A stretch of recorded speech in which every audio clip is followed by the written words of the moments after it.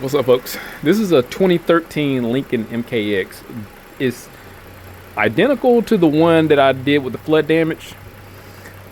This is another customer's car. Obviously, this is not the same one that came back with the flood damage. The customer's still driving that. Besides the transmission judder, it's still running fine, and everything's working like it's supposed to. So today, with this 2013 Lincoln MKX, this one has a host of problems. Not only did it come for brakes, there's some basic stuff, and it has the oil pressure switch that's leaking really bad. I have to address that. But the main thing we're going to be investigating today is excessive lean codes and rich codes. So they're contradictory. Let me show you the codes we got, and I'll give you my point of view of what needs to happen. So we got a P0102. This is current. We got a mass or volume airflow sensor circuit low. We have a 2195 oxygen sensor signal bias stuck lean on bank 1, sensor 1. 2196, oh gosh, I didn't mean to do that. 2196 oxygen sensor signal bias stuck rich on bank 1, sensor 1. And we also have a 2197 oxygen sensor bias stuck lean on bank 2, and a opposing code 2198 oxygen sensor signal stuck rich on bank 2, sensor 1. So basically both upstream oxygen sensors are reading rich and lean simultaneously. Mass airflow sensor has a low circuit volume, which will indicate there's low mass air detected, so we're getting low reading, which will indicate lean. But this information seems very contradictory. And in the last video, I did mention, since we did talk about scan tools, this is the only benefit the scan tool is going to pretty much provide, to a degree. Once we get codes, this is it. This is the generic function. Now what?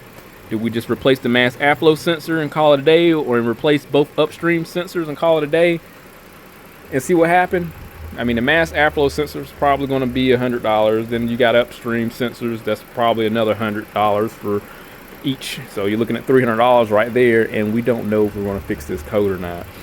So there's a couple things that need to take place. We can clean the mass airflow, try that and see what happens, but we need to explore all our options before we touch anything. Let's look at live data. I have some data sets pulled up already that I was just observing. Oh, before I do anything else, I wonder if we have freeze frame data. Yep, we do. Look at this right here. Now, mind you, being that we have contradictory codes, we're just only going to get this particular, which one was this one, the lean code?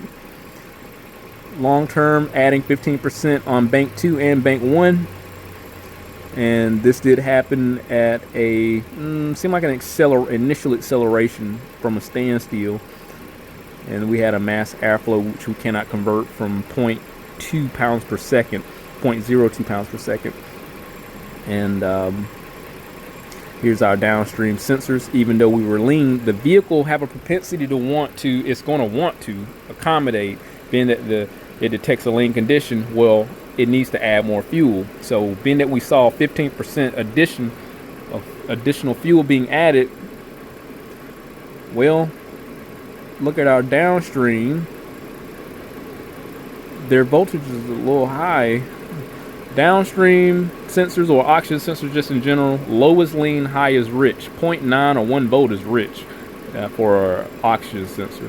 So we have less oxygen stored with these values. We're on the more for the rich end.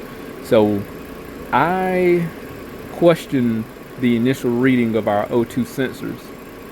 So they're right, as far as detecting the lean condition, but do we have an upstream issue, like the mass airflow is causing issues and then the downstream is just recognized the upstream, or we have a legitimate downstream issue and nothing wrong with the upstream, but we have a low volume of mass air being detected? So that's something to take into consideration. It seems like we have more of an upstream problem that is overall affecting both banks, because for some strange reason, our downstream was reading rich. Let me see if we can go up to, and our upstreams here. That's the current, that's the voltage there. I can read voltage a lot easier. I can't read those milliamps because I would have to have a stoichiometric value. Oh, here we go. Here we go. There's our lambda right there. So on our bank 1, sensor 1 is taking away 300 millivolts about. So that would be, it would be reading rich. So this is I would say that contradictory information here. So once it start taking away, it's taking away fuel because it's seeing that it's rich. So I'm going to ignore this. I'm just going to take this as a grain of salt, ignore some of this information, because our lambda value of 1 is perfect. Anything above that we're adding, and a little leaner, lower on the aperture ratio sensor is going to be a rich mixture. So I don't want to confuse myself or anybody. So let's just go back to live data here and look at our data sets. So our currently right now our long term is adding 28%. Short term is at 0, so it's not making any accommodation. We're in an open loop fault because we do have our 5 codes. Let's go to our mass airflow and convert this over. So right now, at the current RPM, which I don't know, engine speed.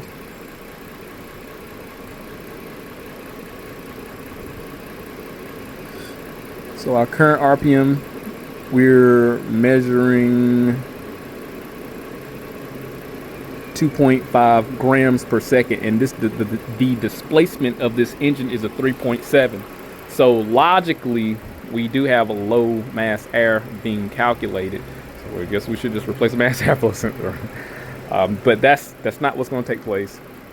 We have low mass air calculated by the logic of the general rule of thumb. We need approximately the displacement, or 3.7 grams per second per 500 RPM. And being that we're at 600 RPM, we need something shy over 4 grams per second, and we don't have that.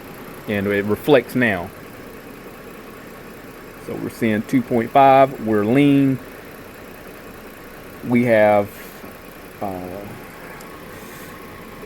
our short term, they're non-existent right now, but our downstream sensors are also detecting lean. So we're at 10 millivolts. That is very lean. Let's do this. Let's press the accelerator pedal and see if our mass airflow changes and our fuel trim changes. How many miles this thing? It's got 235,000 miles on it. And again, I mean, this pedal is sinking to the floor. When I push it just goes all the way to the floor. This is something to take into consideration when looking for, oh gosh, looking for a lean condition. Let's press the accelerator pedal. Let's see what happens with our fuel trims.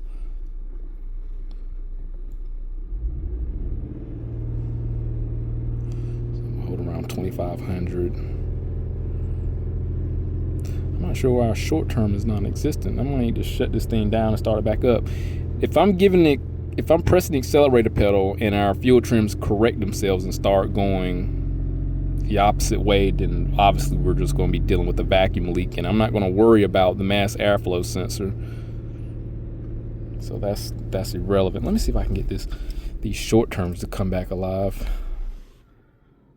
because seem like we're just going to be chasing a vacuum leak. Let's see.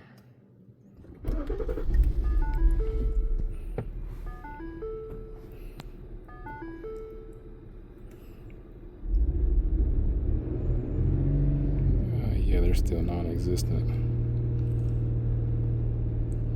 So right now, I mean, they're fine. I mean, anything above -10, closest to 0, or below +10, closest to 0, we're in good shape. And while we're accelerating, we're fine.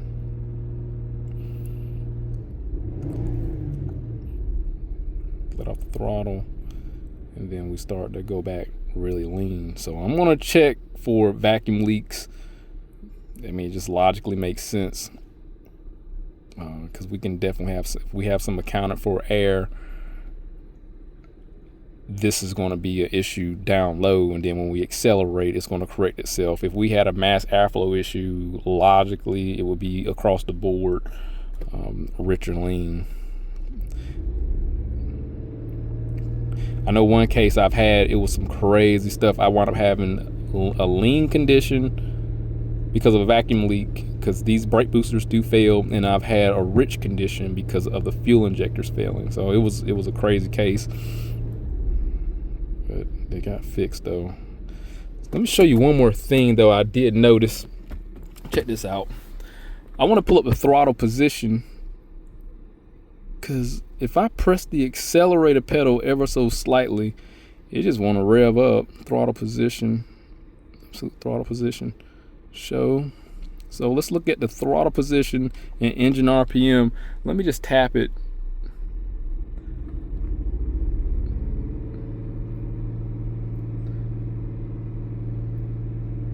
It's not going to do it now. That's interesting. It's not doing it now. Oh gosh. Let's try it again. There we go. So if I hold it around,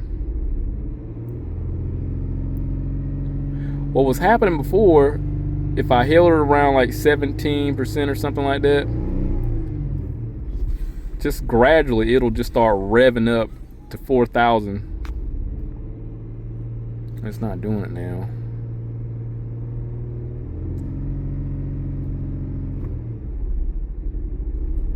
Okay. Let me just go back to grams per second with the mass airflow. Get that converted back over. Okay, there's our short term.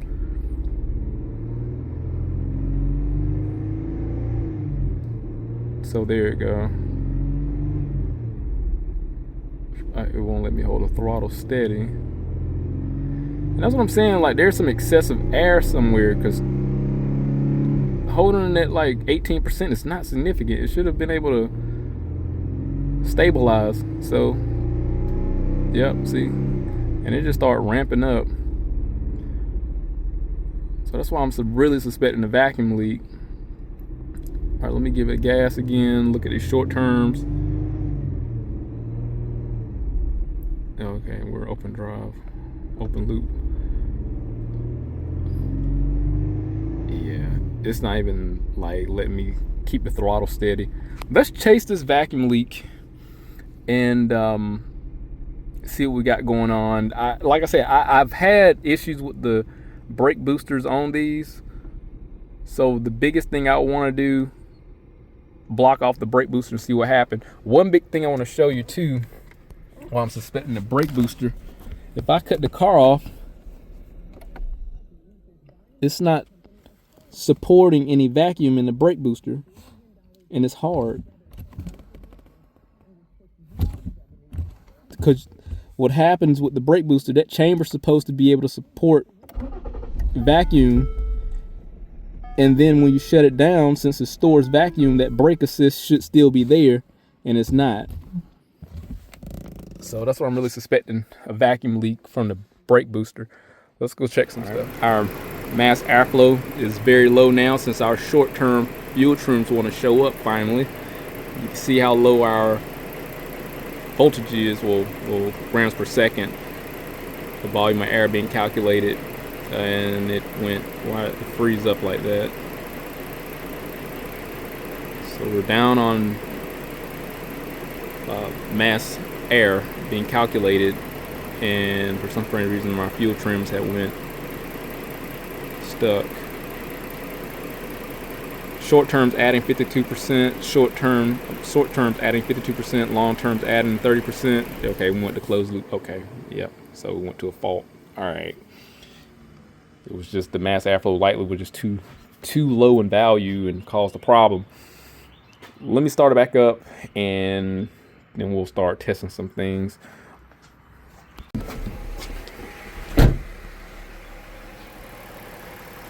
So just organically looking around and knowing how this system operates, because I've done this a couple of times before. I mean, we have our primary vacuum source here going to our brake booster, and then there was supposed to be a line that goes into the intake hose, but that's here. So this is one vacuum leak. So let's plug this back in and see if that makes any sort of change in our fuel trim.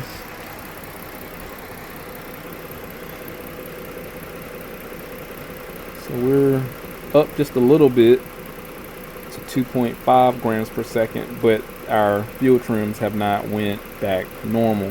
What needs to happen, we need to see the short-term fuel trims go completely negative, ideally negative 28% on both banks, and that's going to balance out to be 0. Since we're trying to make 28% more fuel and it's expecting a lean condition, we need to go rich and take away that amount. Now, what I'm going to do, take a pair of needle nose pliers and block off this hose here, and then observe the fuel trims and see what happens. Then we'll go from there.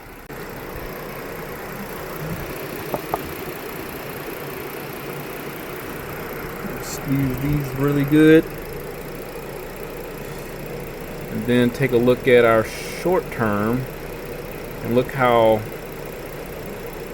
they're wanting. Oh, look, and we've got purge valve starting to work. Okay, so we're going completely negative now. What I think I need to do, I want to take that line off, going to the brake booster, completely isolate that on its own, and then monitor the fuel trims, because if these go correct, then our issue is going to lie somewhere in the brake booster, and we need to test that.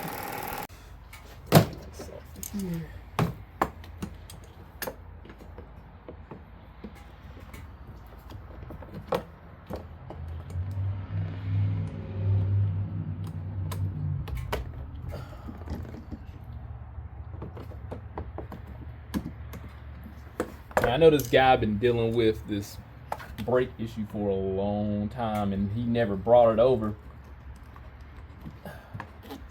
So finally, he needed some brakes, and I was like, hey, you know, he's like, I got some other issues I want to get taken care of, and here we are. So we're gonna take this plug here. This is from a vacuum set, and sometimes, what I would do when I get various plugs like this, I would keep them. I gotta figure out which one's the right one, so I can find the appropriate size. All right, so we got that isolated. We're gonna look for our mass airflow value to correct, and we're gonna look for our fuel trims to also begin to look normal.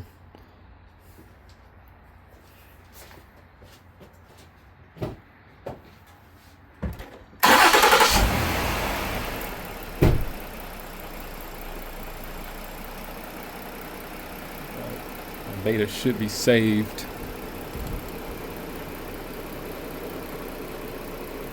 Okay, so what I'm gonna do, since we are now negative on our short-term fuel trim, just let it sit, and I'll come back to it in a few minutes and see if everything level out. If they do, then we're on the right track. If they don't, well, oh yeah, look at it. Oh my gosh, that's amazing. That's amazing. It started to max out negative. I think we're gonna go to 0. Evap purge valve kicked on, and it's starting to take in those fuel vapors, and it's richening up. Okay, give it a second. We'll be right back. Well, it's been about 5 minutes, I want to say, and unfortunately the fuel trims have not changed. We're at 27% long-term and 28% long-term, and our mass airflow grams per second is still pretty low, but the evap purge valve is working though. There's a couple other things I can do, like literally just put a vacuum gauge to it and check it for vacuum, which I will do next since I already have that port blocked off. All I gotta do is take that plug out, put a vacuum gauge to it, see if we're reading appropriate at around 15 inches to mercury, 15 to 20. So let's do that.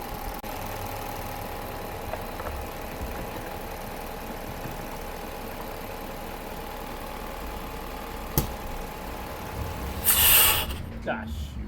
Dang it, man. I did not mean to do that. Let's try this again. I want to use this plug here, the conical one, and let it pull vacuum. All right, let's try this again.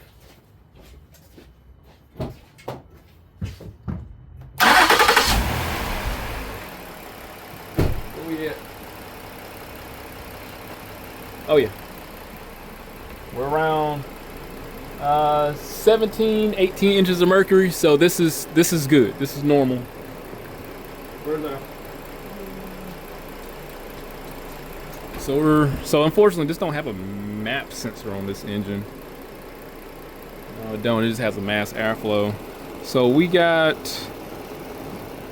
It's weird that, you know, and I shouldn't overlook that purge valve, because my dad had this issue with his car where his purge valve failed and his was causing vacuum leaks. So like I should, because they have such a high failure rate, you know, it might be worth checking that. And being that we have good vacuum, it comes on, it goes negative, but for some strange reason, you know, is it getting stuck open? I mean, it should create a rich condition, not a lean condition. But then again, you know, we have good vacuum and our mass airflow isn't accounting for the appropriate air, creating a lean condition too. So I think I'm just going to ignore that purge valve for right now, because we don't have a code don't mean anything. Once the vehicle detects the malfunction, it's not going to go through any other testing protocol for monitoring the emissions components. So because we need to fix the primary. This is a big issue in comparison to typical issues with vehicles when it comes to check engine lights. We have both lean banks. So I think right now, because our mass airflow is 1.9 grams per second, we take the mass airflow out and clean it. See what happens. Let's pull that out.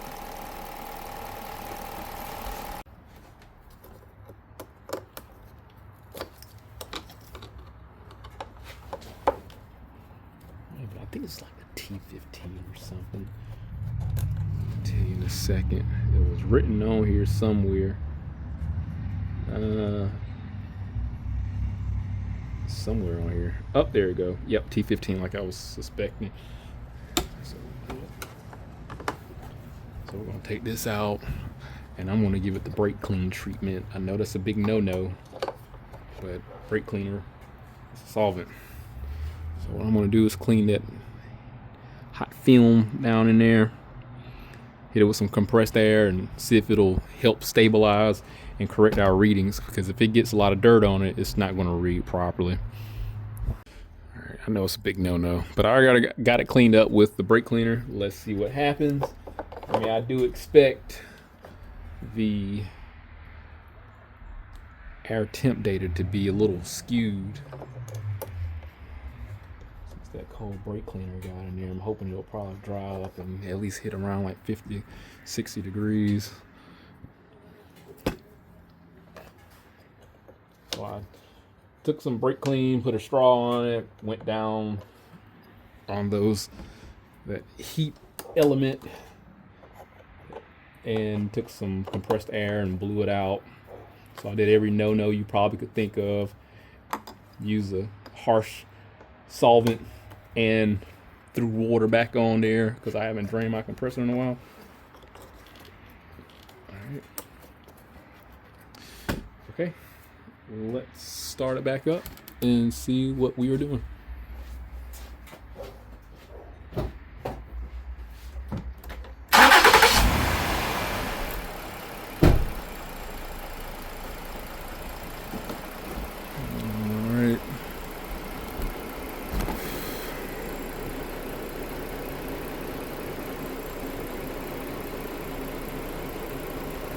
Alright, there's our mass airflow data. So we're currently at 3 grams per second. Ideally need to be a lot higher than that. So we'll see if it begins to correct or stabilize. I'm gonna be honest, typically cleaning mass airflow sensors don't work. in my world, but I have had some success. So let's just see how it responds. It's been a few minutes, nothing has changed. We're still elevated 28% adding fuel on both banks. And I was just monitoring the lambda values, and they seem to be pretty complacent around adding 28%. So somehow is still suspecting a lean condition somewhere.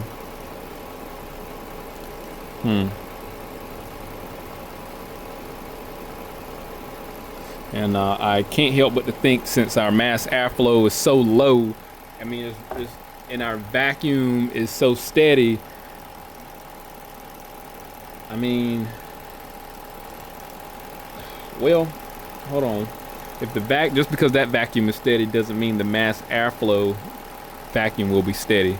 I really need to isolate the evap valve, but again, I mean, it should have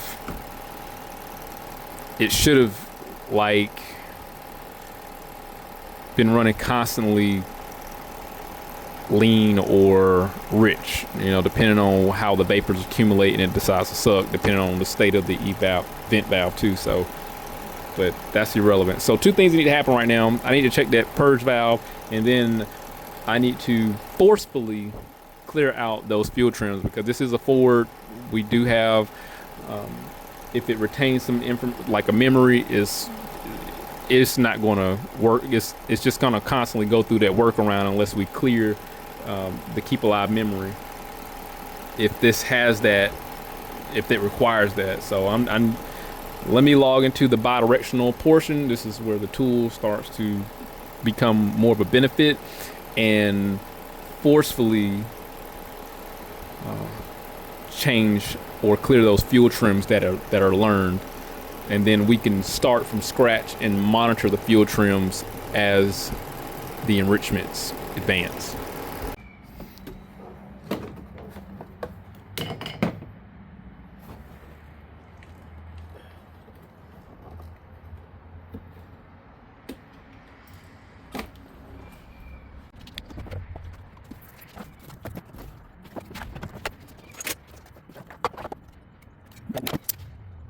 I have the purge valve disconnected. It's just these little tabs you just spread and pull back, and it'll release this lock. Pull back on the quick connect fitting.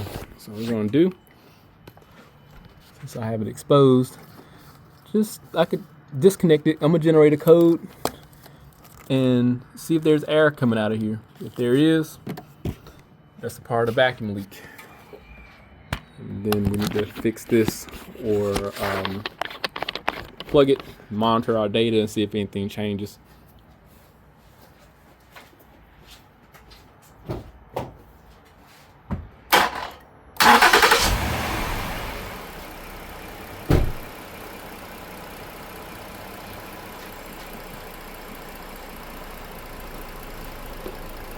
Yeah, actually we got a small leak from there. Hold on. Show you.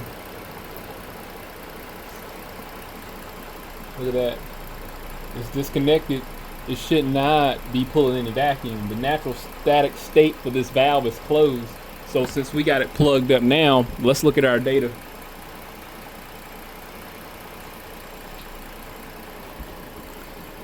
Here we are. Here's our short term. We're going slightly negative. And this is what I was afraid of, this vehicle just having a combination of a bunch of problems. Look at our mass airflow. I don't have my same PID data pulled up. So we're a little higher, closer to 3 grams per second. So it's the thing is, we may legitimately need a mass airflow sensor on top of fixing the vacuum leak that we're dealing with. So now we're going negative. So it's going to take away a little bit on our long term. So let's give it a minute and monitor our long term and watch those drop a couple points, hopefully. So yeah, it should drop down to 25 or 23 or so since we're taking away -3. Let's give it a minute. I'll show you one good thing. Look at our downstream O2 sensors, bank 1 and bank 2. They were stuck lean at one point, about 10 millivolts, and now they're oscillating between 450 millivolts. So I'm not saying catalytic converters are bad or not, but it's not good that we had an artificial vacuum leak and it's been artificially adding fuel when it wasn't needed. So we already corrected some kind of condition. Now there's another part that we need to continue to investigate. I had to go to the bidirectional portion here. So let's log into the service function here and go to the PCM, and then we'll just do a keep alive memory reset power balance right here. And yeah, so I have to store data value systems such as fuel, so it'll forget all this stuff. And I should cut the car off, and I did not ensure the follow. Yeah, I need to cut the car off. This is what happens when I don't follow directions.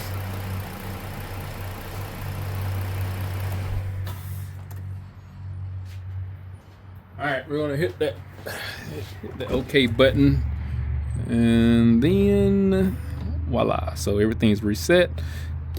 I need to go cut it off.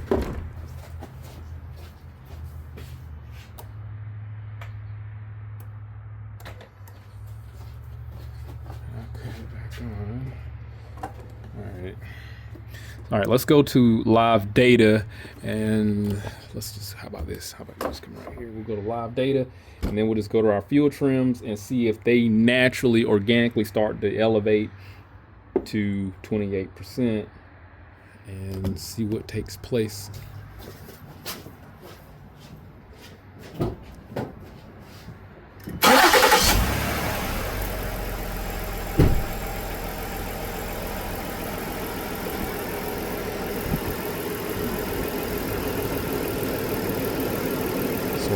Let's give it a minute.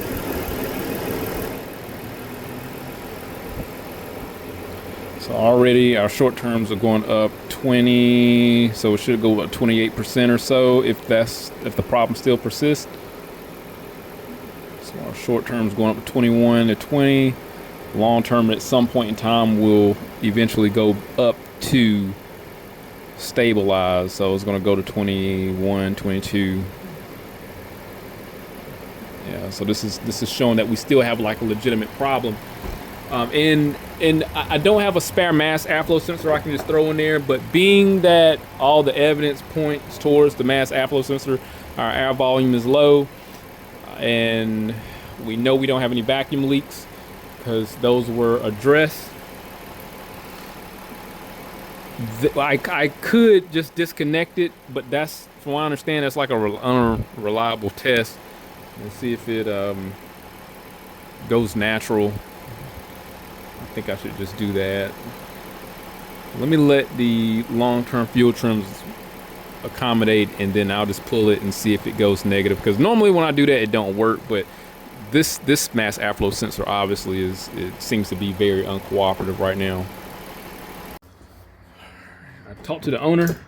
So I suggested that we replace the mass airflow sensor. We definitely have to replace the purge valve, get that done, and then reassess. There's just no way around it. The value for the mass airflow sensor is insignificant, and there's no vacuum leaks anywhere. They were sealed up. The vacuum on the mechanical gauge is fine. Found a vacuum leak on the purge valve. That needs to be fixed and blocked off that brake booster in the back. So the chamber's fine. So there's no reason the mass airflow should not have unaccounted for air unless there's something in the intake hose that I'm overlooking, which I just don't think so. I mean, it feels malleable, and I don't think I'm missing anything. So let's get those items and get those replaced and then reassess. The problem I'm having is like, well, what if I'm wrong and the mass airflow sensor is actually not the problem? But the problem is the values are so low. They're so low. It needs to be higher. one more test I can do to test the sensitivity of a mass airflow sensor. Hell, key on, engine off, look at the data, wave it around, see if it responds. Mass airflow sensor should be very sensitive and start accounting for the air resistance and increase in value. So let's try that real quick. Now for my old videos where I did this test with the mass airflow sensor, I'm gonna be honest, I can't remember the values, but I just know that, you know, you wave it around, it should increase. I don't have a general rule of thumb or anything. I just know it needs to do something. Yeah, and it responds.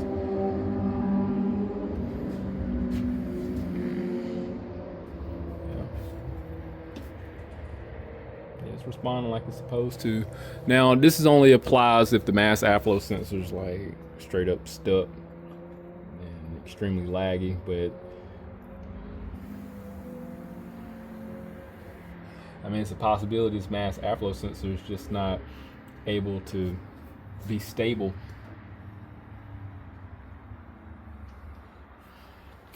I know you wouldn't mind taking a look at what I'm doing. So like as I blow on it, I mean, it's sensitive, it changes. I mean, it does change. One other thing that I don't want to overlook, filter element. What if the air filter is so stopped up? But I did look at that. I didn't see anything out of the ordinary, but I have to exhaust all my options and check that air filter for some sort of restriction. So what I'm gonna do, we're gonna start this vehicle back up.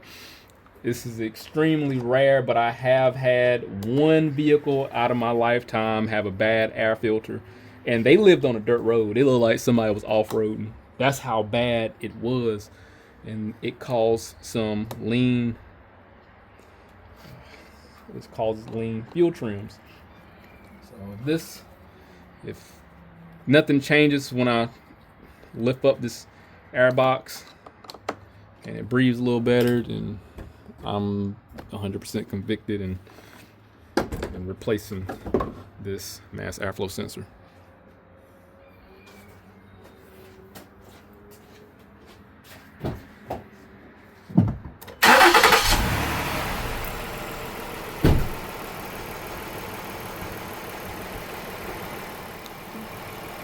Pop this back in there. And we're currently at 14 right now, and I plugged that component back in, and that was my fault that I did not plug that back in. And look at our values now. So we're up there.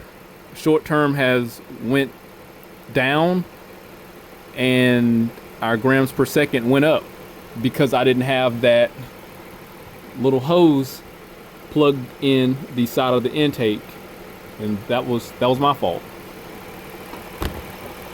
So let's just lift up this air box and see if anything changes.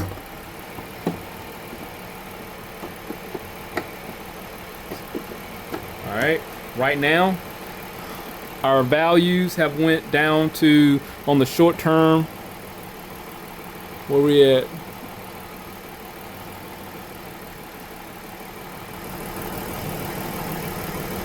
Damn, they went down pretty far.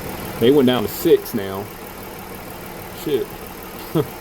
might not need a mass airflow sensor. Might need an air filter. Wow. Look at that. That's where our flow needs to be. Remember I was talking about, we need to be around about 4.2 grams. Look at it now, around 4.2, and we're around, look, it's going down to 0 on the short term. Well, I'll be damned.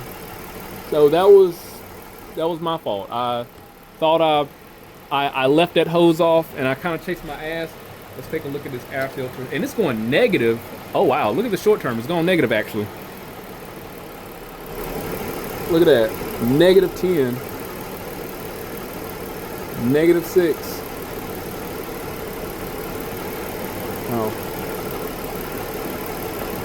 interesting. let's take a look at this air filter element and see what it looks like. So I might hold off on the mass airflow sensor. Said the owner don't take care of his vehicle, but I didn't. I mean, it don't look restricted. You know, you got this is. I'm gonna be honest. This is like basic dirt inside of here. I don't see anything restrictive.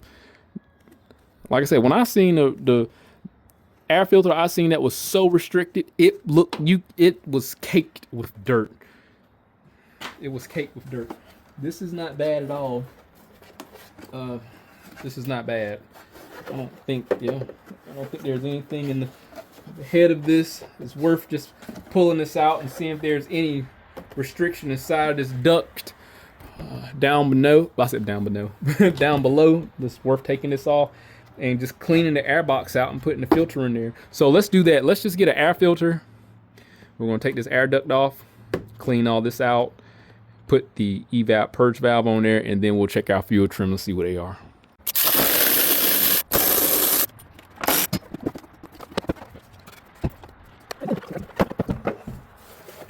This is what we got.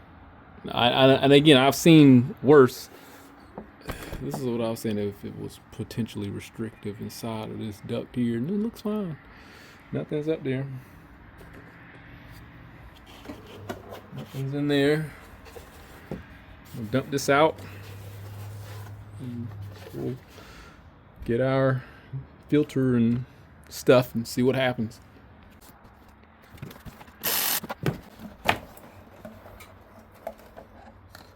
These were 8mm sockets that I use to get the air intake hose off. So I just want to get this accessible so we can get this evap purge valve off. I don't know if you can see that in the back. It's tucked away right there.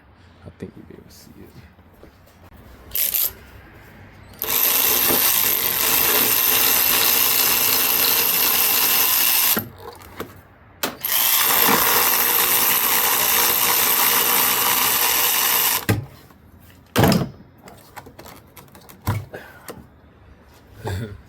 This is it. All right. Sock. I mean, this is stupid. All right, let me. First off, I'm gonna blow through it. Yeah, it's bad. All right, just got back from O'Reilly's. If y'all know, I frequently patronize O'Reilly's. I did get the standard product. This is the cheaper alternative. They do actually sell Ford Motorcraft products. I just got the standard. So here's the part number for the standard, CP758. This is for the evap purge valve. It do come with some goodies, just some grommets and the additional components to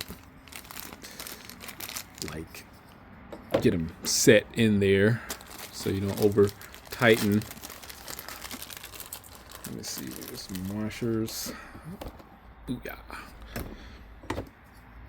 So these items here, these are loose. I am going to grease this up. So we're gonna pop this seal on like so. I imagine this is the right spot. And then we got these here. These rubber garments in there. Go on the other side. And logically, I think these go this way. At the top. I mean, does it really matter? They're kind of limited. I think this is about right. Let me look at the other one. Yeah, they match. Okay. And remember, this was leaking. I cannot blow through this. So this is a good new one. All right, I'll pop it in there. I'm gonna lube up the O-ring with some dielectric grease and get it popped in there. There we go.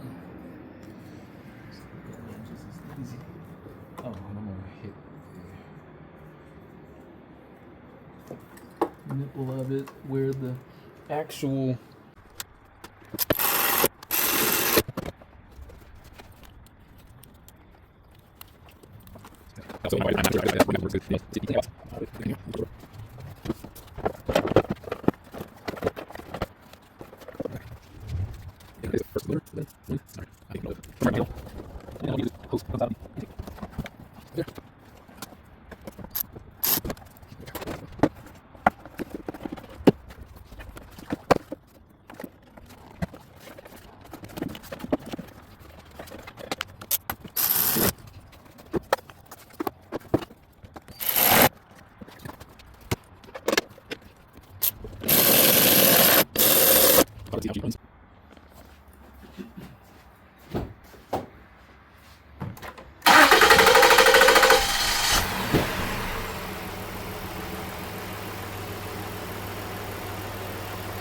one thing we don't have plugged in is the hose going to the brake booster.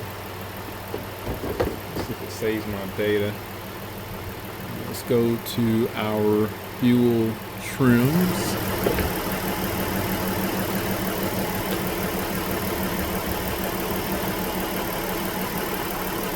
Long term, short term, I'm gonna let everything warm up so it'll start to populate. Let's look at our mass airflow. Got the spell right. Mass airflow, there's our voltage. We need grams per second, do the conversion. Look at our value. That looks great. That looks really good. So our mass airflow value is perfect. Let's go to the RPM.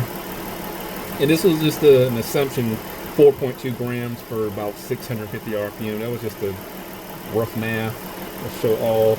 Let's go to engine speed. Oh, so much better. Engine speed. Did I miss it? There we go. So we're nope. There we go. So currently at 750 RPM, we're making 4.2 grams, 4.42. This is great. I'm gonna let it do its thing. It should be good, and then I'm gonna hook the brake booster hose up and see how it tolerates that. So give me about 3 minutes, and then I'll be right back. In the meantime, we're gonna go ahead and hook up the brake booster hose because I feel pretty good about this. It might shut down on me.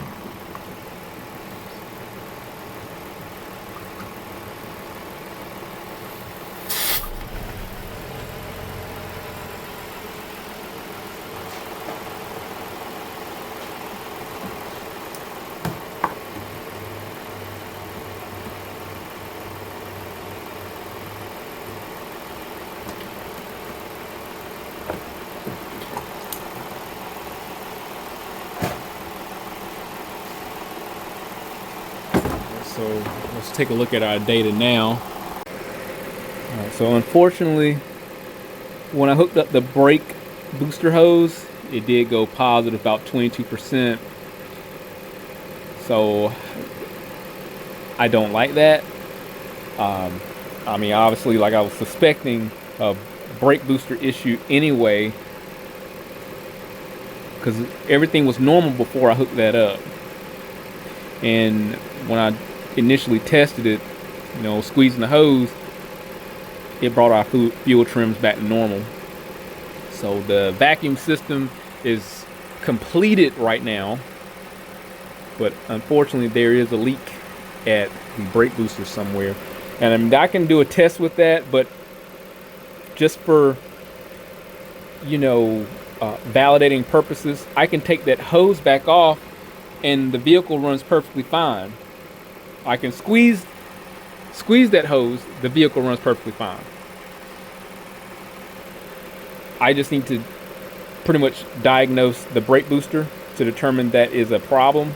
But for the moment, you know, our fuel trims are great. As a matter of fact, I'm going to pull that hose back off and we're just going to run it without the brake booster hose because I'm going to have to come back and diagnose that on another video. Let's just fix this fuel trim issue.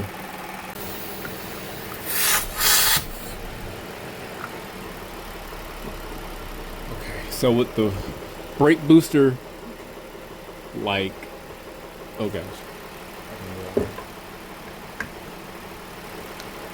So with the brake booster hose plug, fuel trims go back to normal. Our mass airflow value goes back to normal also. It looks great. Everything looks amazing with that brake booster line blocked off. So I'm gonna diagnose that, isolate that on another video. But for the most part, there was a combination of problems, and once I weighed all my options, went through a process of deduction, rationalized things, did all the necessary tests, I was able to shoot right the first time. No money was thrown at this until just those parts that I purchased. So sorry, I had somebody come by pick up a car, but no money was thrown at this until just now. I don't know how I do. That's interesting though, as far as the air filter go. But I think the hose connection probably has some sort of influence too. But you know, that was interesting. So explore all your options. That's the lesson for today. Explore all your options. What if you're wrong? Well, those last two things helped me out a lot. Pulling that air box up improved the flow, improved the reading, and it made it perform a lot better. This is what the mass airflow eventually got reduced to, but our fuel trims are still decent. So they're fine. They're actually perfect. There's nothing. And look at our long term. That's the accommodation it's making. So once I fix that leak, I'm going to diagnose that tomorrow. I'm going to try to do a video on it because this is going to be a long-winded video. But some people like those, and this one I'm trying to pander to because I had a lot of short-form videos. So we'll see what happens. But look, if anything happened, I'll definitely update. Hit that link, subscribe to the channel, stay informed, have Richard's more work. See you next one.